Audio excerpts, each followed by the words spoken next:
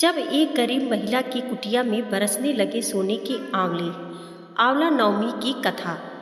हर हर महादेव। दोस्तों, आपका स्वागत है। दोस्तों, अक्षय नवमी, जिसे आंवला नवमी भी कहा जाता है, हिंदू धर्म में एक विशेष महत्व रखती है। इस दिन विष्णु सहित आंवला पेड़ की पूजा अर्चना करने से अच्छे पुण्य की प्राप्ति होती है। आंवला को एक पवित्र फल माना जाता है। मान्यता के अनुसार आंवले के पेड़ को साक्षात भगवान विष्णु जी का रूप माना गया है। अक्षय नवमी हिंदू धर्म में एक महत्वपूर्ण त्यौहार है, जो आमतौर पर वैशाख मास के शुक्ल पक्ष की नवमी तिथि को मनाया जाता है। यह त्यौहार अक्षय नवमी यानी अविनाशी का प्रतीक है और इस दिन किए गए दान और पुण्य का विशेष महत्व माना जाता है। दिवाली के बाद आंवला नवमी पर भगवान विष्णु जी की पूजा का विधान है। इस दिन किए गए दान पुण्य और अन्य शुभ कार्य अच्छे पुण्य प्रदान करते हैं, जिसका अर्थ है कि उसका फल कभी समाप्त नहीं होता है। इस दिन धन की देवी लक्ष्मी से जोड़ा जाता है। इस दिन की कई पूजा से धन और समृद्धि में वृद्धि होती है। यह पर्व देवउठनी एकादशी से 2 दिन पूर्व मनाया जाता है। आइए जानते हैं इस साल की अक्षय नवमी की तिथि, शुभ मुहूर्त, पूजा विधि और महत्व के बारे में। अक्षय नवमी 2024 मुहूर्त और तिथि। पंचांग के अनुसार कार्तिक माह के शुक्ल पक्ष की नवमी तिथि 9 नवंबर 2024 को रात 10:45 पर शुरू होगी और अगले दिन 10 नवंबर 2024 को रात 9:01 पर इसका समापन होगा। ऐसे में उदया तिथि को मानते हुए 10 नवंबर दिन रविवार को आंवला नवमी का पर्व मनाया जाएगा। अक्षय नवमी की पूजा विधि। सुबह जल्दी उठकर स्नान करके व्रत का संकल्प लें। फिर आंवले के वृक्ष को गंगा जल से स्नान कराएं और रोली, चंदन, पुष्प आदि से श्रृंगार करें। वृक्ष के नीचे घी का दीपक जलाएं। वृक्ष की 7 बार परिक्रमा करें। वृक्ष को फल, मिठाई आदि का नैवेद्य अर्पित करें। इस दिन विशेष रूप से भगवान विष्णु और माता लक्ष्मी की पूजा की जाती है, इसलिए उनका स्मरण करें और उनके सामने फूल, फल और मिठाई अर्पित करें। मंत्र जाप के दौरान ओम नमो भगवते वासुदेवाय नमः मंत्र का जप करें। इस दिन दान करना बहुत शुभ माना जाता है, इसलिए अपनी क्षमता अनुसार किसी ज़रूरतमंद को भोजन, वस्त्र आदि दान कर सकते हैं।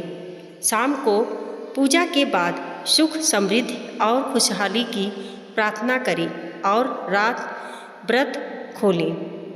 अक्षय नवमी का महत्व। आंवला नवमी को धार्मिक ग्रंथों में पवित्र माना जाता है। इस दिन आंवला के पेड़ की पूजा से व्यक्ति के जीवन में सुख, समृद्धि और शांति आती है। इस दिन विशेष रूप से भगवान विष्णु की पूजा की जाती है। भक्तजन इस खास दिन आंवला के पेड़ के नीचे बैठकर भक्ति भाव से प्रार्थना करते हैं। अक्षय नवमी को पितरों की आत्मा को शांति देने का भी महत्व है। इस दिन श्राद्ध और तर्पण किए जाते हैं, जिससे परिवार के पूर्वजों को श्रद्धांजलि दी जाती है।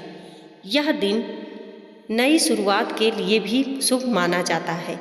ज्योतिष शास्त्र के अनुसार व्यवसाय में निवेश या नई योजनाओं की शुरुआत के लिए इसे एक शुभ समय माना जाता है।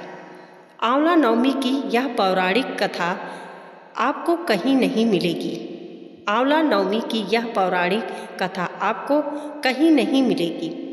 आंवला नवमी यानी अक्षय नवमी पर मनाया जाता है। आंवला नवमी की पौराणिक कहानी पढ़ने का विशेष धार्मिक महत्व है। पढ़े कथा। जब गरीब महिला की कुटिया में बरसने लगे सोने के आंवले। आंवला नवमी अथवा आंवल्या राजा की कथा। एक राजा था, उसका प्रण था वह रोज 1.25 मन आंवले दान करके ही खाना खाता था। इससे उसका नाम आंवल्या राजा पड़ गया। एक दिन उसके बेटे बहू ने सोचा कि राजा इतने सारे आंवले रोजाना दान करते हैं, इस प्रकार तो एक दिन सारा खजाना खाली हो जाएगा। इसलिए बेटे ने राजा से कहा कि उसे इस तरह दान करना बंद कर देना चाहिए। बेटी की बात सुनकर राजा को बहुत दुख हुआ और राजा रानी महल छोड़कर बियाबान जंगल में जाकर बैठ गए। राजा रानी आंवला दान नहीं कर पाए और प्रण के कारण कुछ खाया नहीं। जब भूखे प्यासे 7 दिन हो गए तब भगवान ने सोचा कि यदि मैंने इसका प्रण नहीं रखा और इसका सत नहीं रखा तो विश्वास चला जाएगा। इसलिए भगवान ने जंगल में ही महल, राज और बाग बगीचे सब बना दिए और ढेरों आंवले के पेड़ के लगा दिए। सुबह राजा रानी उठे तो देखा कि जंगल में उनके राज्य से भी दुगुना राज्य बसा हुआ है। राजा रानी से कहने लगे, रानी देख, कहते हैं सत मत छोड़े, सुरमा सत छोड़या पत जाए सत की छोड़ी, लक्ष्मी फेर मिलेगी आए, आओ नहा धोकर आंवले दान करें और भोजन करें। राजा रानी ने आंवले दान करके खाना खाया और खुशी खुशी जंगल में रहने लगे। उधर आंवला देवता का अपमान करने व माता पिता से बुरा व्यवहार करने के कारण बहू बेटे के बुरे दिन आ गए। राज्य दुश्मनों ने छीन लिया, दाने दाने को मोहताज हो गए और काम ढूंढते हुए अपने पिताजी के राज्य में आ पहुँचे। उनके हालात इतने बिगड़े हुए थे कि पिता ने उन्हें बिना पहचाने हुए काम पर रख लिया। बेटे बहू सोच भी नहीं सकते थे कि उनके माता पिता इतने बड़े राज्य के मालिक भी हो सकते हैं, सो उन्होंने भी अपने माता पिता को नहीं पहचाना। एक दिन बहू ने सास के बाल गूंथते समय उनकी पीठ पर मस्सा देखा। उसे यह सोचकर रोना आने लगा कि ऐसा मस्सा मेरी सास के भी था। हमने ये सोचकर उन्हें आंवले दान करने से रोका था कि हमारा धन नष्ट हो जाएगा। आज वे लोग न जाने कहाँ होंगे। यह सोचकर बहू को रोना आने लगा और आंसू टपक टपक कर सास की पीठ पर गिरने लगे। रानी ने तुरंत पलट कर देखा और पूछा कि तू क्यों रो रही है।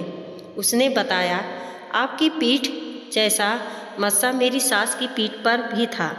हमने उन्हें आंवले दान करने से मना कर दिया था, इसलिए वे घर छोड़कर कहीं चले गए।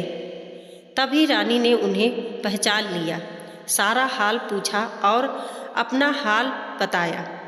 अपने बेटे बहू को समझाया कि दान करने से धन कम नहीं होता बल्कि बढ़ता है। बेटे बहू भी अब सुख से राजा रानी के साथ रहने लगे। हे भगवान, जैसा राजा रानी का सत रखा वैसे सबका सत रखना, कहते सुनते सारे परिवार का सुख रखना, बस यही कामना है। एक अन्य कथा के अनुसार एक बार जगत गुरु आदि शंकराचार्य भिक्षा मांगने एक कुटिया के सामने रुके। वहाँ एक बूढ़ी औरत रहती थी जो अत्यंत गरीबी और दयनीय स्थिति में थी। शंकराचार्य की आवाज़ सुनकर वह बूढ़ी औरत बाहर आई। उसके हाथ में एक सूखा आंवला था। वह बोली, महात्मन, मेरे पास इस सूखे आंवले के सिवाय कुछ नहीं है जो आपको भिक्षा में दे सकूं।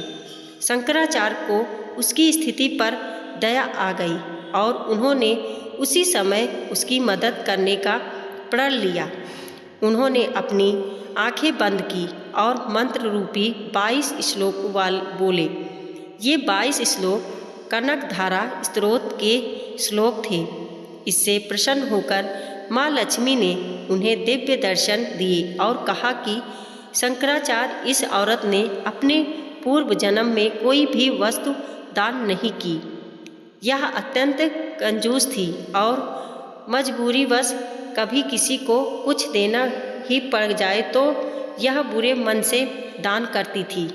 इसीलिए इस जन्म में इसकी यह हालत हुई है। यह सुनकर कर्मों का फल भोग रही है, इसीलिए मैं इसकी कोई सहायता नहीं कर सकती। शंकराचार्य ने देवी लक्ष्मी की बात सुनकर कहा, हे महालक्ष्मी, इसने पूर्व जन्म में अवश्य दान धर्म नहीं किया है, लेकिन इस जन्म में इसने पूर्ण श्रद्धा से मुझे यह सूखा आंवला भेंट किया है। इसके घर में कुछ नहीं होते हुए भी इसने यह मुझे सौंप दिया। इस समय इसके पास यही सबसे बड़ी पूंजी है। क्या इतना पेट भेंट करना पर्याप्त नहीं है? शंकराचार्य की इस बात से देवी लक्ष्मी प्रसन्न हुई और उसी समय उन्होंने गरीब महिला की कुटिया में स्वर्ण के आंवलों की वर्षा कर दी। दोस्तों, वीडियो पसंद आई हो तो लाइक और सब्सक्राइब करें। धन्यवाद।